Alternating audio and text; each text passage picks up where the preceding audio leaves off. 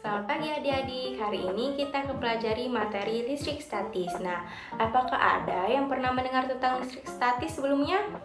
Oke, kakak harap semuanya sudah tahu ya. Untuk yang belum tahu, tidak perlu khawatir, karena hari ini kita akan pelajari semua hal yang berkaitan tentang listrik statis.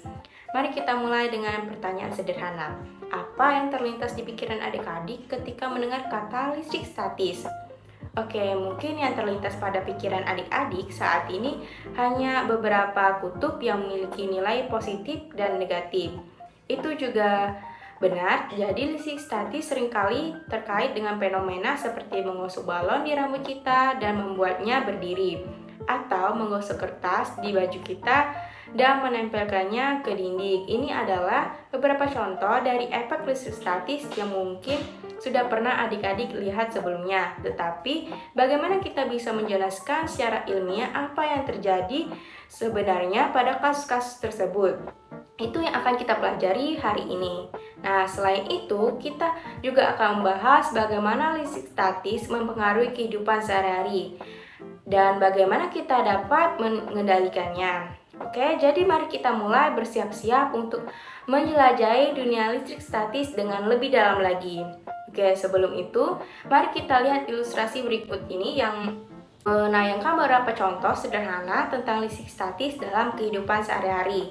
Ini akan membantu kita memahami konsep dengan lebih baik lagi. Setelah itu, kita akan melanjutkan pembelajaran kita.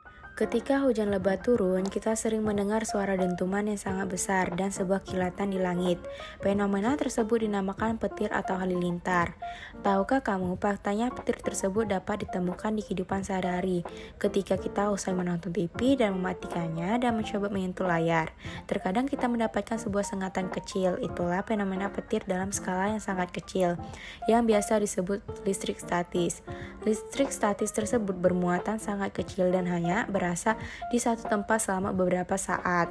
Listrik statis dapat dibuat dengan cara menggosokkan dua buah benda.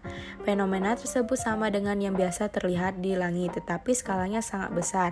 Pada kasus di langit, awan terus bergerak secara teratur. Selama pergerakan ini, awan akan berinteraksi dengan awan lainnya, sehingga muatannya seakan menyatu pada satu sisi saja dan sisi sebaliknya akan berkumpul menjadi muatan positif.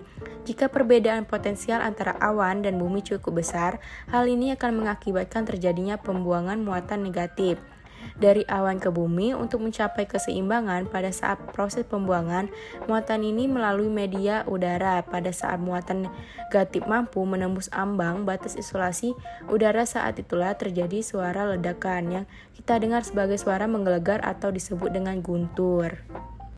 Nah, setelah melihat ilustrasi tersebut, menarik bukan? Jadi, siapkan diri Anda untuk mempelajari dunia listrik statis yang menarik ini.